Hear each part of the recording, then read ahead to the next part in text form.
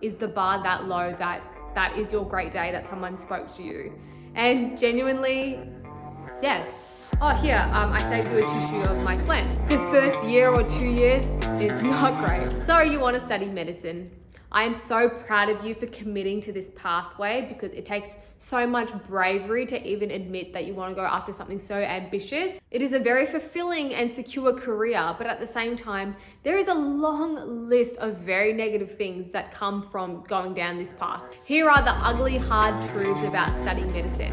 The first hard, ugly truth is that you're going to be ignored by a lot of people. It gets better as you go along, but especially when you're junior and you're just entering the hospital, a lot of people aren't going to talk to you.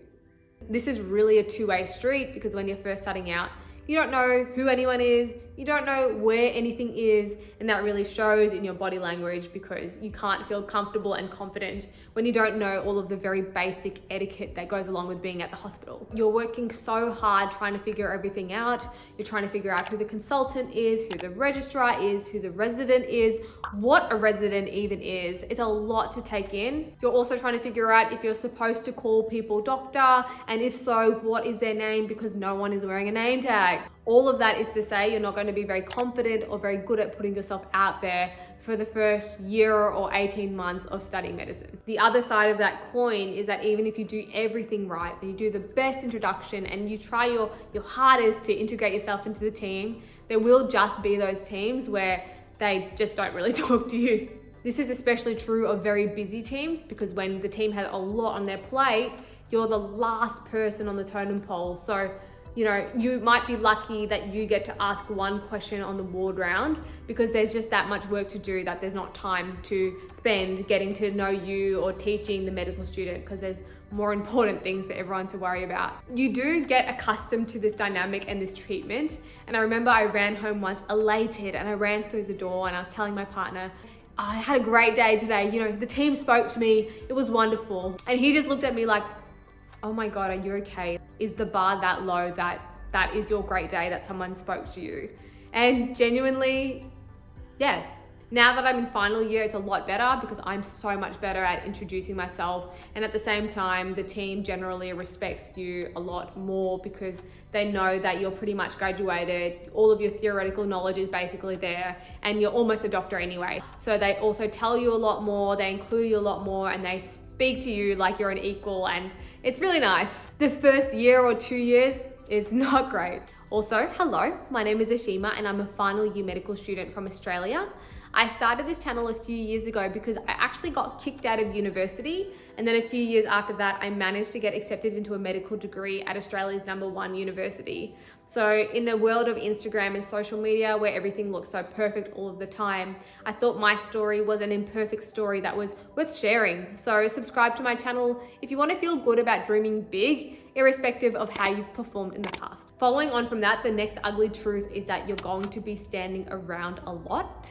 So going on the teams that don't really acknowledge you or include you, when you're with those teams in your junior years especially, you're just going to be standing around waiting for something to do, and that might not come for many hours. Learning in a hospital is very opportunistic as well. So if there's nothing happening and nothing is changing in the hospital, then there's nothing for you to do. So you'll just have to wait for those opportunities to come up so that you can learn from them. For example, if you want to learn how to do cannulation, so putting the IV cannulas into someone's veins, you'll have to wait for the cannulas to happen. You'll have to let the nursing staff know that you're seeking a cannula to practice, and that may not come for hours depending on where you are in the hospital. So you just wait. Another form of waiting that happens a lot is waiting for clinics.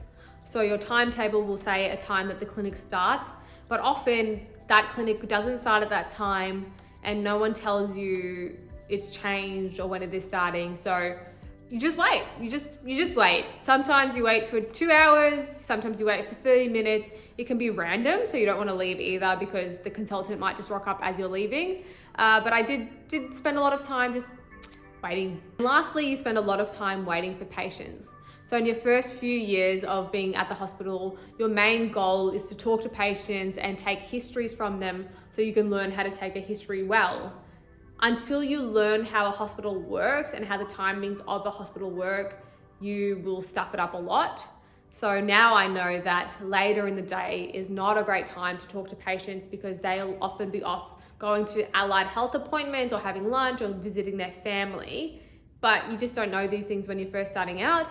So I remember times where I would start taking a history from a patient, then they'd need to go to an appointment. So I would say, all right, I'll wait.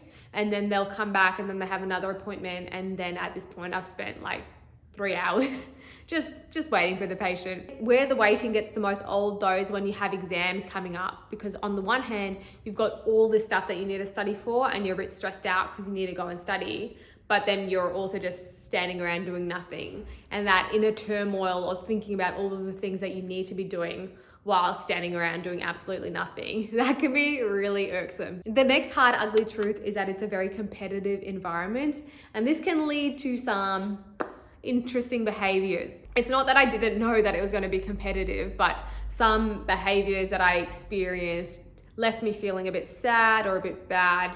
But now I am so good at preempting those things that it doesn't bother me anymore. But it certainly did bother me at the start when I first started to go to placement. Now I do most things independently, but when you're a junior, you have a buddy and you go explore the hospital together. And it's quite a nice system because it's nice to have a support person around while you fumble your way through figuring everything out. Most of the time in life, when you're hanging out with a pair or a team, there's an unspoken reciprocity that goes on. So if you go to a pub, one person will buy a drink, then the next person will buy a drink, then the next person will buy a drink. But something that may happen to you when you're a junior at the hospital is that you may be paired off with someone who doesn't honor that reciprocity. So you might be with someone who, when an opportunity comes up, they just decide that that's for them. This can be a challenging scenario to deal with because if you're someone who normally likes to go with the flow and doesn't really want to have a confrontation about something that's not really a big deal, you're going to miss out on a lot of learning opportunities when you are paired up with people like this, because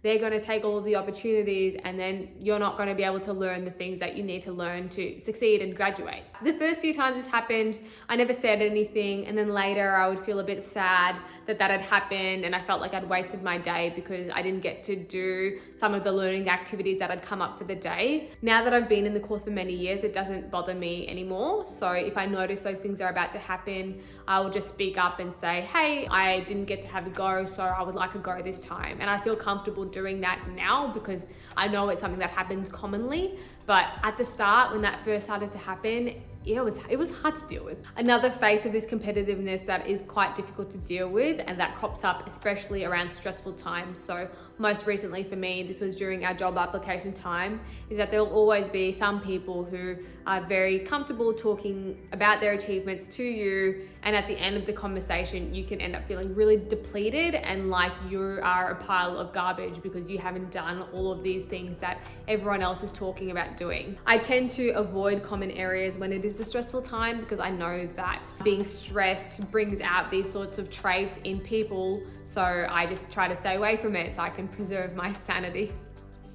Nice impression of a sane face, Ashima. They'll never know. The next ugly truth is that it is straight up gross sometimes. It's a very normal part of everyone's day-to-day to be looking at all sorts of different fluids that can come out of the human body. I am pretty much desensitized to most gross things now. So if I saw someone and they had a dislocated finger or something like that, I don't find that gross anymore. But it is a normal part of your day-to-day on certain wards where you'll go up to a patient and they'll say something like, oh, here, I saved you a tissue of my phlegm. And the only appropriate response to that is to thank the patient, because it does give you a lot of great information to look at someone's bodily fluids and to see if there's anything untoward going on there. But if you're at the dinner table and someone presented to you this lovely gift, you might think it's a bit gross. The next hard, ugly truth is that you're going to have to get used to completing a lot of invasive tasks that most people who aren't doctors will thankfully never have to do. None of my family are medical, and I also didn't have that many friends who were studying medicine either. So I actually didn't know until I started studying that doing sensitive exams is part of the curriculum and something that you do as a medical student. These sensitive exams that I'm referring to is the breast exam, the female genital exam, the male genital exam, and the rectal prostate exam. The breast exam is feeling someone's breast tissue to see if there's any lumps or bumps that could be cancerous. The female genital exam involves you having to have a good look at someone's vulva and having a look at the skin around that area and then also using your fingers to examine the inside of the vagina to see if there's anything weird going on in there that needs to be investigated further. In the male genital exam, you're also having a good look around the area externally and then examining the testicles as well to see if there's any lumps or bumps that could be cancer. And then lastly, and very commonly, there is the rectal exam. So you're going to be doing the rectal exam anytime there is any thought that someone might be bleeding from the rectum. So you want to check if they are bleeding by using your gloved hands and inserting them into someone's rectum to check if there's bleeding or to check someone's prostate. As you can imagine, doing those things for the first time and the first few times is very intimidating. Most of the times that I've had to do those exams are either on a teaching assistant, so a paid actor who's there for our learning, or in some select environments where there's someone to supervise me and help me do this with a patient. But the time will come one day when I'm working as a junior doctor where I'll be doing this by myself for the first time. There is a lot going on and a lot to think about when you are doing these exams. So it is weird because I don't normally do this. It's not a normal part of my day-to-day life, but I'm going to have this, professional exterior because I don't want the patient to feel uncomfortable.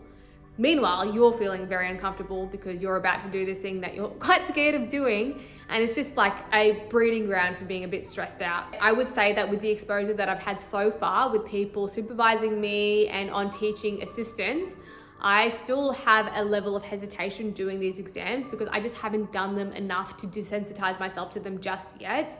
I know that there will be a time in the future, and I'm sure it'll be the very near future, where it doesn't even feel like a thing and it doesn't bother me at all. But at the moment, it is still something that intimidates me and something that I am a little bit worried about when I'll have to come around to doing it by myself. It's a very normal feeling, and I think that we should acknowledge and honor that thought. It would be a lot more strange if I stood here and I was completely comfortable examining a random person's genitalia after only having done it once or twice.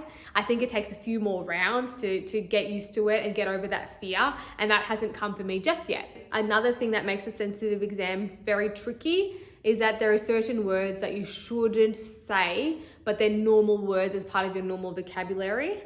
For example, we were taught not to say the word feel when you're examining someone's breast tissue or if you're examining someone's vagina. Don't say feel.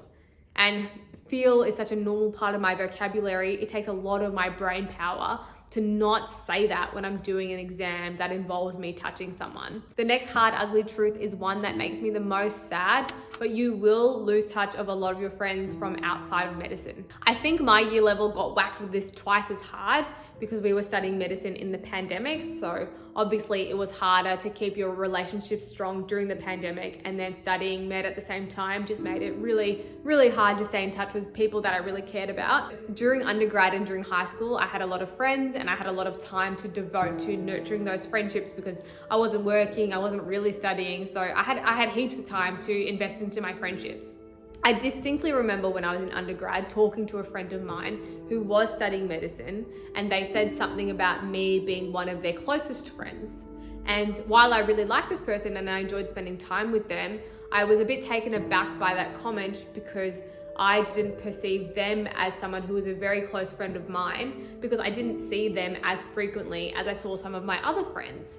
But now that I am studying medicine, I totally understand my friend's perspective. When you're studying medicine, you're obviously pretty time poor. So you see all of your friends within medical school all of the time, but it's harder to see your friends from outside of the course. For me at the moment, if I see one of my friends from outside of med once every month or two, that's a close friend to me because I don't have the time to see the same person more frequently than that. But people who aren't studying medicine and aren't doing something that's so time intensive, they see their friends a lot more frequently than I have the time to do. Some of those friendships will just drift away, and some of the friendships that you perceive as being quite a close friend, those people might not think of you the same way because they just don't see you that frequently. Having said that, you will make beautiful relationships with your colleagues from within the course because you're going through this huge, momentous, life-altering, amazing, emotive experience, and that really bonds you to the people who you learn all of those skills with. This video ended up being far longer than I was anticipating. The next part will be uploaded in a few days, and thank you so much for watching.